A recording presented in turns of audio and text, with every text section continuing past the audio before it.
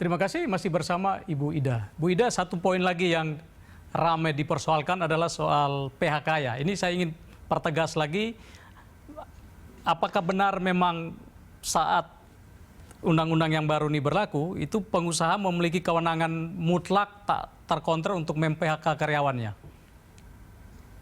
Saya kira tidak benar. Jadi sebenarnya proses PHK itu tetap mengikuti ketentuan di Undang-Undang 13 dan 2003. Di situ juga ada peran dari serikat pekerja dan serikat buruh. Pemerintah, pengusaha, serikat pekerja dengan segala upaya harus mengupayakan tidak terjadinya PHK. Kemudian PHK tidak bisa dilakukan secara sepihak, harus diberitahukan kepada pekerjanya atau kepada serikat pekerja atau serikat buruh.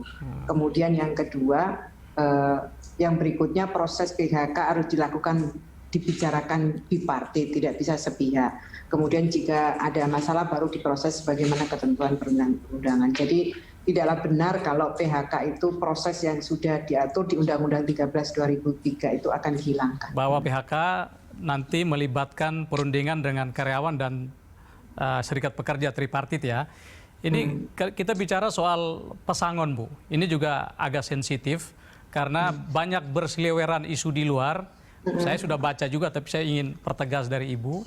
Itu kalau karyawan meninggal dunia itu tidak akan mendapat pesangon, Bu. Ini penegasannya seperti apa, Bu? Kebijakan besarnya aja ya. Yang pertama bahwa kebijakan tentang pesangon ini adalah pemerintah memastikan bahwa pesangon itu betul-betul menjadi hak dan dapat diterima oleh pekerja atau buruh.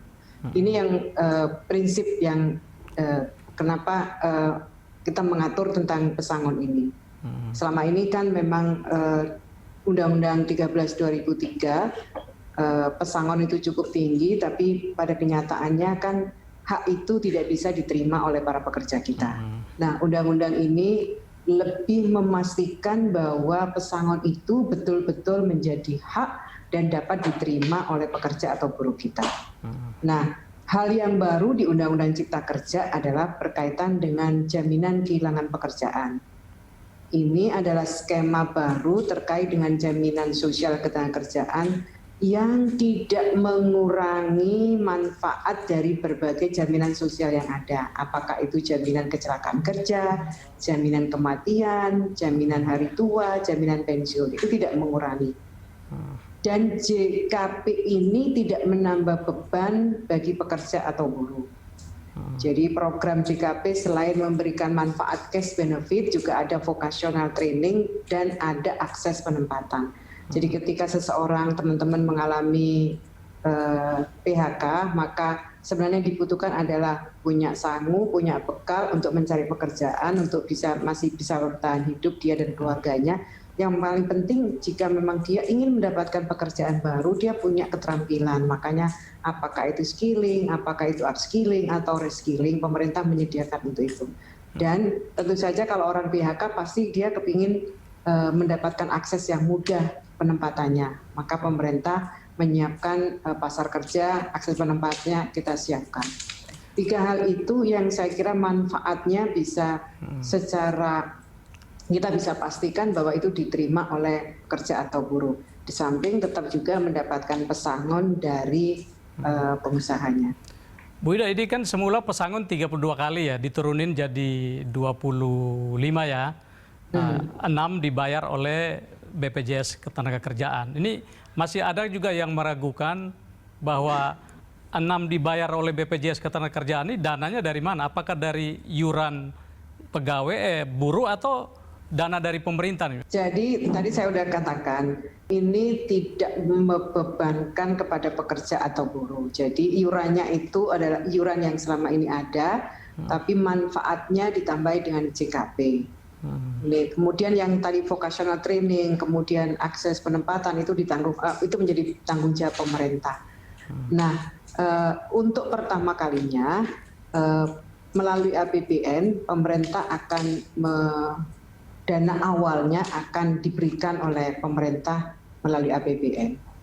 Itu akan mencukupi buruh yang di PK, katakanlah ada 1 juta yang di PK, itu dananya cukup Bu ya, hitung-hitungannya? Sementara dihitung kira-kira 6 triliun yang dibutuhkan, makanya di undang-undang itu disebutkan 6 triliun dan awal yang diberikan oleh pemerintah dari APBN. Bu, ini kalau dari penjelasan Ibu, sepertinya ada banyak insentif, ada banyak pemanis buat buruh ya, namun dari kalangan buruh sendiri kan masih banyak penolakan ya. Sepertinya ada komunikasi yang kurang berjalan dengan baik sehingga masih ada salah paham nih. Gimana komunikasi yang sudah Ibu lakukan dengan para pentolan serikat pekerja ya supaya bisa saling lebih memahami nih Bu? Ya, yang pertama sebenarnya tadi sudah saya katakan di depan bahwa ketika proses sedang berjalan, kami duduk kembali dengan tripartit, dalam forum tripartit. Dan semangat yang ada di Undang-Undang Cipta sekarang ini adalah semangat hasil pembahasan di tripartit nasional itu. Memang kita harus bekerja dengan berita yang lebih cepat, berita hoax yang lebih cepat menyebar dibandingkan dengan berita yang sesungguhnya. Kami akan terus melakukan dialog sosial. Sebenarnya ketika Panja selesai, kami fitcon dengan para dinas ketenagakerjaan untuk disampaikan kepada teman-teman di daerah, dan hari ini baru saja saya menyelesaikan mensosialisasikan Undang-Undang Cipta Kerja, dan kami juga akan mengundang kembali teman-teman yang tergabung di tripartit nasional itu untuk merumuskan peraturan pemerintahnya, memastikan bahwa perlindungan itu sesuai dengan ketentuan Undang-Undang Cipta Kerja itu kita atur dengan baik di peraturan pemerintahnya. Itu sebelum pengesahan ini, apakah Ibu sempat bertemu atau berdiskusi dengan yang paling keras memprotes ini kan Pak Said Iqbal dan Pak Andi Nuawea ya? Apa sempat berbicara dengan mereka? Nah, Pak Andi Gani dan Pak Said Iqbal ketika proses tripartit nasional sedang berlangsung, mereka menyatakan keluar dari tim.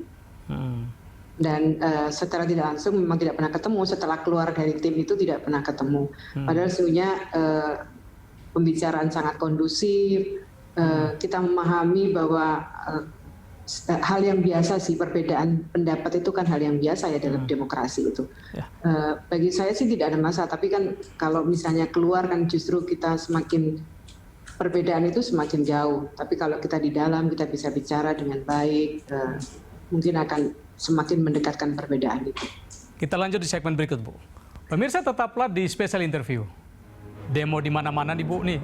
Ada banyak desakan dari berbagai kalangan. Ketika sosialisasi itu sudah dilakukan, kemudian masih teman-teman masih juga merasa aspirasinya tidak terakomodasi di undang-undang ini, atau mungkin yang paling ekstrim dirugikan dengan undang-undang ini.